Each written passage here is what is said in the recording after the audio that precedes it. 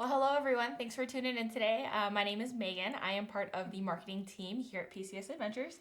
And today I am joined by Michelle Victor. She is our Director of STEM Development.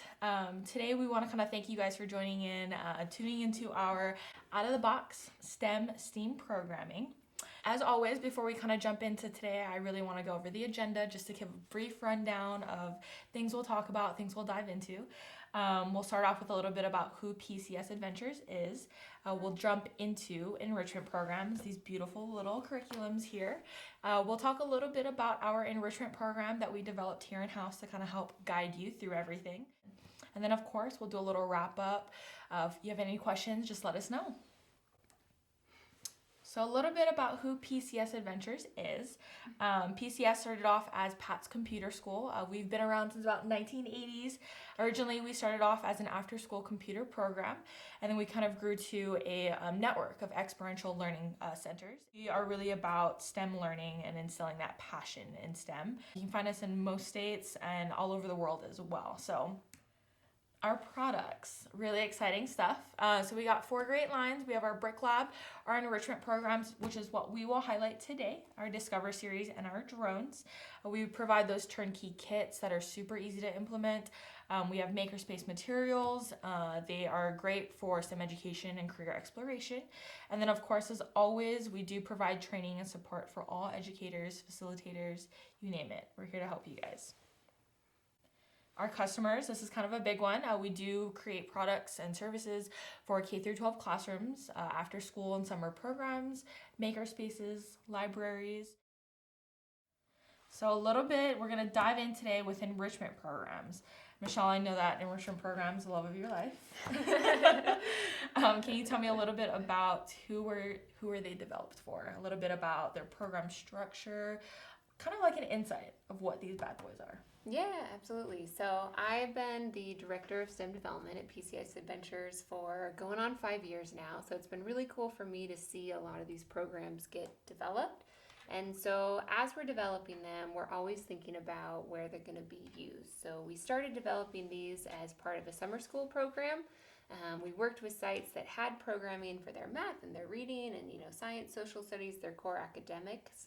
But they wanted to have something that was enrichment and valuable, but also really fun and engaging for all the students that were attending those programs. Nice. So that's how we really understand enrichment. We're supplementing all of that core academics, but also have that space to explore things that are really interesting to kids and help them develop what their passions might be. Nice. I know that with enrichment programs, we try to really kind of get all the work out for educators and those implementing. Yes. It's great because really anyone can implement these programs, right? You don't have to be a certified teacher. You could be a volunteer, even a parent if need be. Yes, and I know before I worked at PCS, I worked in the classroom, but also worked in a variety of after-school settings, a summer camp or a 21st CCLC program or even tutoring. So I always think about it that we get to develop here the sort of resources I wish I'd had. That if you have 15 minutes to prep and kids are coming in, you want something that's really high quality so that you can provide a really good experience. Same. I know when I worked at the YMCA, I was an after-school leader. And so a lot of times when we don't have staff and you have to take multiple groups at once, it can be a little challenging to really kind of create something that really fits for a bunch of grades. So you have to adapt what you have going on, even on rainy days. Sometimes you kind of just have to think really quickly on your feet. So I think after I got to learn a lot about our programs, it's kind of nice because it's like, oh, dang, these would have been so great for me. Like I could easily just open the book and be like, okay, this is what we'll do today, which is nice because I know a lot of these programs, they're structured and everything's kind of laid out. And tell me a little bit about maybe the lesson structures. I think that would be kind of good to kind of go over and what exactly these are laid out. Yeah, so all of our enrichment programs are structured the same. So they all have 12 one-hour lessons. Each of those lessons follow a really similar structure to try to give you everything that you would need to know at a glance to be ready to teach that lesson. So some of the things you can see on the slides here, right off the bat, we tell you these are the different areas of STEAM that are being addressed. So in this example, the monkey, right? You're tying in life sciences, you're looking at animal adaptations, you've also got some engineering design because you're doing some building with the Brick Lab, and then there's also some math integrated. So you've immediately got those 3 areas integrated, And then it tells you right away, okay, here's how long it takes. Here's what you need. Here's a quick breakdown of the schedule so that you can then jump in when you get to the step-by-step instructions, really quickly understand, okay, here's what this is going to look like. Nice. And I know a lot of times it's built in where these lessons can be adapted. There's extensions available, correct? Yes. So if you wanted to, you could further them. Yes. So we say 12 plus hours. So yes, those core lessons definitely could be completed in an hour. If you only have so much time, it's great. That experience works on its own. But if you have extra time, there are all these awesome extensions, and a lot of those might integrate more math or more English language arts if you wanted a really strong connection. Nice. So it kind of covers everything, which is great. Kind of as we kind of jump in more product spotlights, we're going to break them down. We've kind of really developed this pyramid to kind of help guide you in programs and what you're looking for maybe. So in our first tier, we're really looking at programs that materials are reusable, they're extendable. A lot of these programs, I think they're student-led. There's a lot of independence there, right? Yes, and we really developed this because we know the people using our products have a huge range of backgrounds. I mean, it's everything from lifetime certified teachers to, like you said, parent volunteers or teenagers where this is their first job. So we really wanted to break down, depending on the staff that you're working with or the experience that you have, different products. Bring different things to the table. So as we go through, we'll kind of highlight which ones, what do we mean by these different tiers. Perfect. And then, of course, the second tier, products that kind of require a little bit more of restocking of the materials. Activities, you have a little mix of more student-led activities versus a little bit more of a teacher facilitation. They get more complex, but kind of involvement will vary based on the tier that we're working on. So as we kind of dive in, we'll jump first into our Tier 1 programs. Very exciting. And I think we'll kick this one off with our Brick Lab Zoo.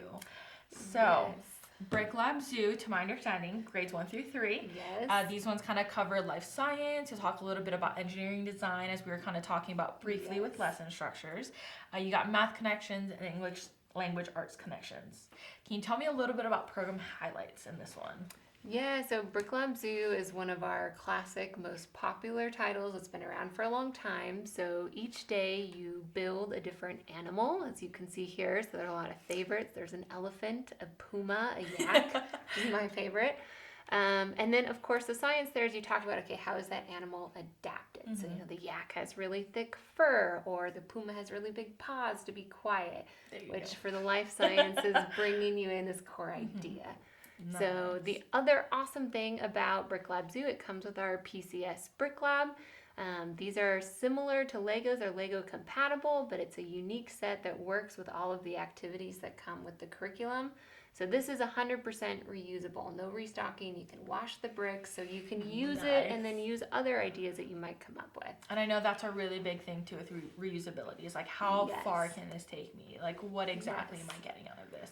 And I know that's a big thing that we oftentimes hear from educators is like, if I'm going to make an investment, I want to know how far this is going to take me. Like, how much can my materials stand, especially durability when it comes to kids. Sometimes they're not the gentlest, and I can pertain to this, especially my younger ones. They can kind of get a little, And so it's great that, that they're clean. You can clean them, reuse them, adapt them. So that's really great. Speaking of students, can you tell me a little bit about student takeaways? What can kind of students expect from this? Right, so as students are going through this, we can kind of walk through one example lesson. We looked a little bit at the monkey before. So in the monkey lesson, what this would look like is at the beginning, naturally, you're going to talk about monkeys, So what do monkeys do? What do they like? They're really social. They work in groups. And so to adapt that to the age level to talk about, okay, how does that maybe connect to where they live? So monkeys live in the jungle. They live in trees. So you're making that connection between ecosystems and adaptations. And then, of course, you get to talk about monkeys and how awesome they are. Everyone likes monkeys. They're kind of easy to... Yes. So a high-interest subject, and then you build the monkey. So that on its own, it is a really good engineering design activity. You're building confidence with bricks. A lot of kids just naturally love building with bricks. But if students don't have them at home or haven't done that before, it's a really cool opportunity for them to get that experience. Hands-on. Yes. And going through that, there's so much integrated math and building. So even though you're following step-by-step instructions, I mean, that is not an easy task. You're having to look at a visual and recreate it. Yeah. Yes, you're having to count out your bricks and look at the size. So there's so much good learning that comes just from that process. If you want to do more open-ended engineering, with the monkey, you have kids build a tree that the monkey can hang on, which also is not easy, right? There's a balance. Trying to construct it, the weights. Yes, and it has to balance. There's a math activity where you draw a graph of the rainforest where the monkeys live, or a English language arts activity where you write to your monkey pen pal and tell him about your environment. Hey George, today I had for lunch a macaroni and cheese. Right, it's adorable. It's creative writing. So there's just a bunch of resources jammed into one very easy to implement lesson. Very fun. Alrighty, moving on to our next product. So we have Brick Lab Famous Architecture Around the World.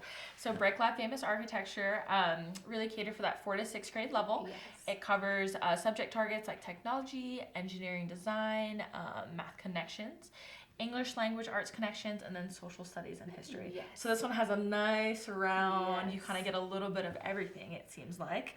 Program highlights. What can we kind of see from this one? So one of the things I love about this, like we talked about before, if you already had a full brick lab, you could use that same set of materials for this curriculum. Nice. So if you had, multiple age levels at your site, these two could pair together really well. This one, instead of doing an animal each day, you build a different famous structure each day. Nice. So you kind of get to travel the world, learn about the history and the geography, and then do some pretty advanced, because it's older students' builds that are really fun. I know, I think I've seen one of the builds as the Eiffel Tower, Yes. El Castillo. So it's a nice little kind of variety of builds. I know when I was trying to build the Eiffel Tower, it, like you were saying, it gets kind of tricky as you kind of follow the instructions and kind of build up, but there's still that learning there and kind of like figuring it out. Yes, and you feel accomplished when you're done, for and, sure. And you see this great, you're like, oh, this is great, I did this. Yes, It's and very I fun. think that's another takeaway for students, is that we always recommend students build in pairs. And so you're getting that collaboration, you have that support. I mean, partially because it's a lot more fun in pairs, but it teaches you to work together and problem solve. So I think that's another, really good takeaway. I think that's really crazy. I know that a lot of times as you're kind of moving through the days, would you say that the projects get a little bit more complex? So they start maybe a little easier and then they build up towards that? Absolutely. So the earlier ones, like you mentioned, El Castillo is a really cool Mayan structure that's still in Mexico today. So that one is one of the first ones. One of the ones by the end, they build the Empire State Building. Wow. Which is fun, and it's definitely a larger build, but it again follows a really similar structure to Zoo. One cool thing in famous architecture I love is each beginning has kind of a read aloud immersion story to connect to the place and the time when it was built. So it really puts you there, and it kind of sets the scene for what you'll kind of build and expect. Right. Very like cool. I didn't know before we wrote this that the Empire State Building was built during the Great Depression, and it was really this symbol for people that were unemployed, of hope and progress, and so it kind of immerses you in what was it like in New York in the 1920s, 30s. So that one's really fun. Nice. All right. Well, that kind of wraps up our Brick Lab Famous Architecture. Very Nice. fun. Moving on to our next product, so Claymation. So this is going to be the last product in our first tier, and this one is going to be catered more towards grades 4 through 8. It talks a little bit about technology, and it also covers art and STEAM. Yes. So I know that I'm really excited to hear about this one. Can you tell me about program highlights? Yes, so this one is also one of our very most popular. What I love about Claymation is that it's obviously very creative. So at the end of the camp, each student group gets to create their own Claymation stop motion film. And then the early lessons walk you through really step by step, learning how to use the camera, learning how to use the software. There are some really fun intro short videos that you can make. A lot of them revolve around Red Blob. Yes. Just a really simple clay character, but then that evolves to how do you create more complex characters, and then ultimately integrate the sound and the audio and the storyboard to create your own film. So speaking of clay, I know when I first saw Claymation, I was kind of hesitant because when you think of clay can dry very Yes. quickly, or like even Play-Doh, for instance. Right. So if it gets out, it's kind of hard to like get out. Yes. It gets really dry. It's hard to reuse. So I know with Claymation, I found out that the clay itself actually can be reused multiple times, right? Yes, so we source really high quality clay for that very reason, that you do need it, when you deconstruct it back to its colors, to be able to be reused. Very So nice. eventually at some point, yes, you may need to add a little bit of fresh clay, but overall, always. yes, this one definitely is another that you could use over and over. I know when I was kind of looking through these, I had no idea what I'm in a nutshell, I knew Yeah. what stop motion animation was. Yeah. I didn't realize how much work actually goes behind it. So it's Right. a lot of very hands-on. It's very tedious. It requires a lot of patience. Yes. And for students in this grade level, I think it's really fun because they get to kind of basically start from the very beginning and then create this amazing kind of stop motion. I know that we've done fun little videos here at PCS. Yes. We have a cute little cat. We named him Ralph. Yes. It was kind of fun seeing him get constructed and then having him in an actual Yes. video. So it's kind of fun kind of picturing students getting to do this and really getting involved in technology, getting involved in stop motion animation. So it's been fun. And like you said, there's that perseverance, there's the project management, which is such a real world skill, and you get that awesome payoff at the end. Definitely. The satisfaction. Yes. Alrighty. And then moving on to our tier 2. So that kind of covers our first tier. We talked a little bit about Brick Lab Zoo for grades 1 through 3. We talked about famous architecture, and then we wrapped it up with claymation. So now we're going to move on to our second tier of programs, and we will kick this one off with our Unleash Your Wild Side. Such a fun one. Unleash Your Wild Side is for grades 1 through 3, and it really talks about, it covers life science, art and STEAM. It has those English language arts connections. Yes. So, program highlights. What can you tell me about this one? So this one is similar to Brick Lab Zoo in that it also looks at different ecosystems. This one focuses more on habitats and a little bit less on the animals. Because it's tier 2, we differentiated this in thinking there is some restocking. So this one has a ton of different arts and crafts projects. We really wanted that creativity and STEAM. So while they are very easy to implement, you will need to be able to get a little more paper, paint to continue to reuse it. In terms of the ease of implementation though, the curriculum structure is really similar. So in every single day, the other thing I love about this one is there's a physical activity first. So on the turtle day, which is one of my favorites, Fun, yes. there's a really fun game at the beginning where kids are running back and forth. They have to work together to evade the sharks, all these fun things. Nice. And then you come in and start talking about the ocean as a habitat, and then eventually do your watercolor turtle. Very fun. I think it's nice to really talk about how the ease of implementation, again, like with all enrichment programs, anyone really could implement these. I mean, if I were to open it, I could flip to any day. Like, I don't necessarily have to start the first day, right? Correct. I could really start anywhere inside the sequence. Yes, and that's a great point. Each one of these stands alone. So if you're, for example, an outreach program and you're maybe hitting a school only once, you could totally pick just one day.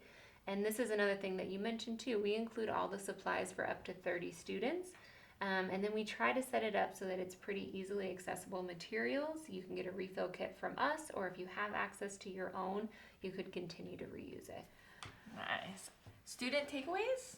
Student What are takeaways students for gonna this highlight? one. Ooh, I mean, obviously you get to physically take away a bunch of cool art projects. I know which the is masks. fun. The masks are really fun because they do create masks, right? Yes, they create masks, they do watercolors, they do a really cool finger paint where they make dirt paint and talk about animals that live underground. Very fun. There's a lot of really creative ones. Obviously, you're getting those life science connections, so you're getting some built-in geography, looking at the takeaways around the world. And then you're just getting a chance to be creative, develop your craft skills. So I think there's a lot integrated into this one. Alrighty, and then moving on to our next program in our second tier. So extraordinary physics. That one's a mouthful, just slightly. Kind of a play on words, which is kind of fun. Yes. Extraordinary physics is for our students in grades 6 through 8. And it covers physical science as well as engineering designs as subjects. Program highlights, Michelle. What can we say about this one? Ooh, so this one comes with a really unique set of materials. They're custom made in Montana, and they're these disc boards that you can see there, and then these custom made stone eggs. And so this was initially developed to be a team building activity. And so the simplest version of the game is you have everyone kind of stand around the board and hold it. and then it's a game of perpetual motion. I'm And trying to get the egg. just to keep the egg On the spinning. board? So you Oh, spin that's- it, and then I think the world record is some like crazy number of hours that some classroom did. But it's cool. So I mean, you could have that to use forever. But then obviously you can bring in the STEM to talk about, okay, why is the egg spinning, or how does a plastic egg compare to a steel egg? Yeah, true. What happens if you cover the whole board in aluminum foil, or introduce friction? So it's a lot of egg themed physics. But also a lot of collaboration and team building. Very nice.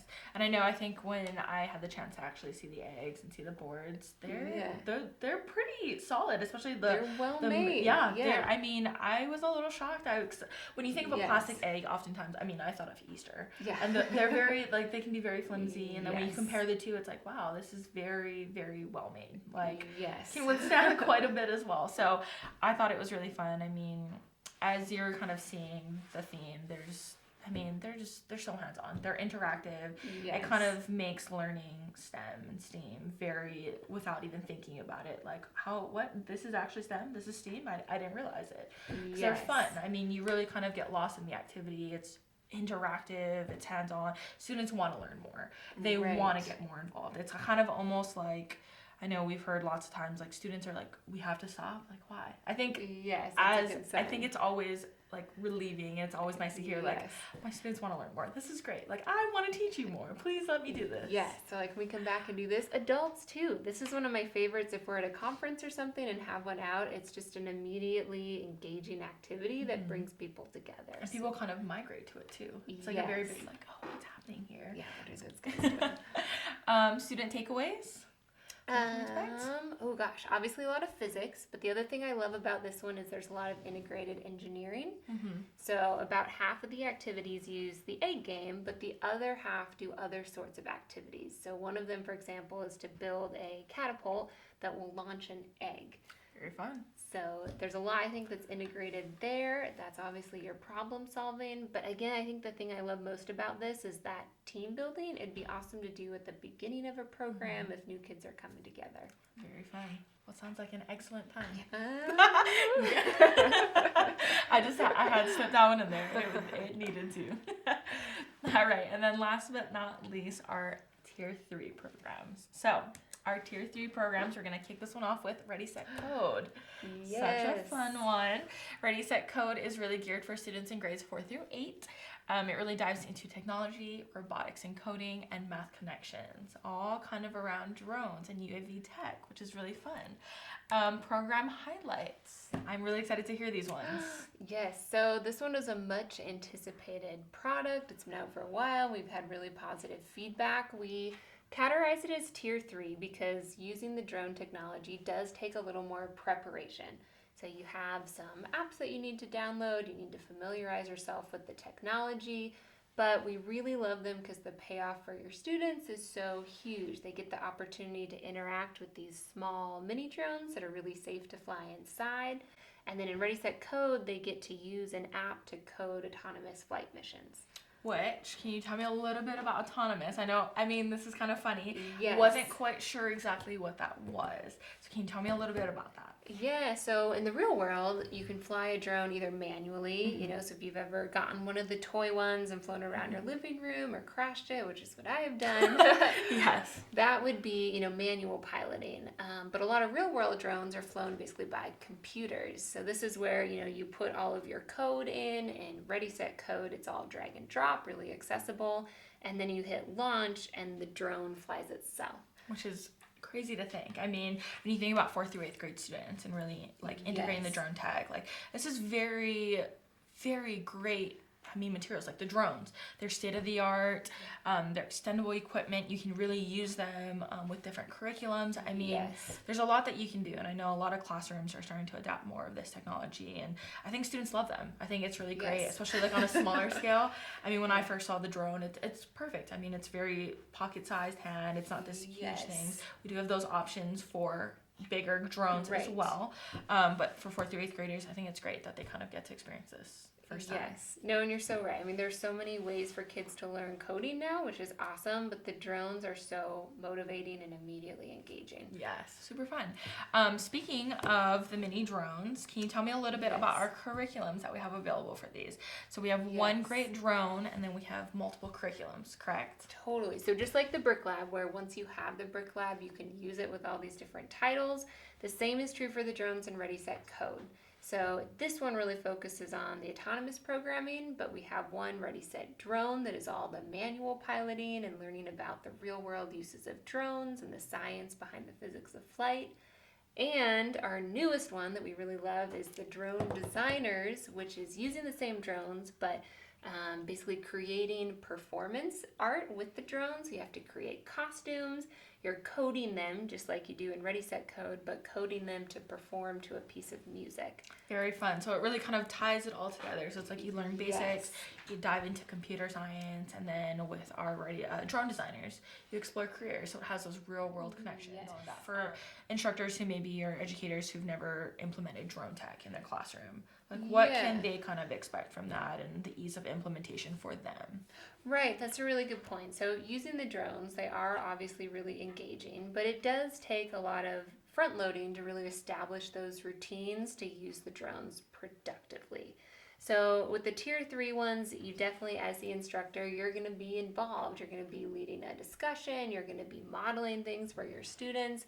And then you're going to be actively going around coaching your students as they're working. So still really well scaffolded, really easy for anybody that has never used this technology before. But definitely takes more involvement than, say, getting out a tub of bricks, and then the kids can pretty much do it themselves.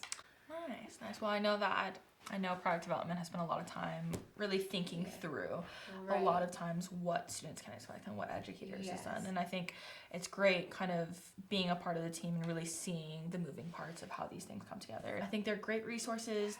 There's a lot of reusability to them, and there's a lot of options. I mean, we cover a variety of subjects, a variety of topics. So there's really a program fit for some need. There caters to a lot, I would say, right? Absolutely. Yeah, we've got all the different grade levels, all the different subjects, and I think you bring up a good point too, that for all different instructional approaches or wherever you're at, it can also really be a tool for building the capacity of your team. So I think Brick Lab is totally where I would start. But then as you get into the upper tiers, it also brings all these awesome takeaways for your students, but then also opens up what you're able to do as your team in what you're bringing to your students as STEM. Nice. Well, I mean, Michelle, you're an abundance of knowledge when it comes to our enrichment programs. It's kind of nice to have that resource and really get to see the thought process behind these. Like we were kind of saying earlier, our pyramid today, we did talk about 6 products, but we do have a bunch more learning solutions available. Tier 1, of course, we talked about Break Lab Zoo. We covered a little bit about our famous architecture as well as Claymation. Tier 2, we talked more in depth about our Unleash Your Wild Side and then Extraordinary Physics. And at the very top of our pyramid, we did talk about Ready, Set, Code. So kind of an overview of all of our great products. Our pyramid today, of course, that will be available to you if you want to kind of take an in-depth look.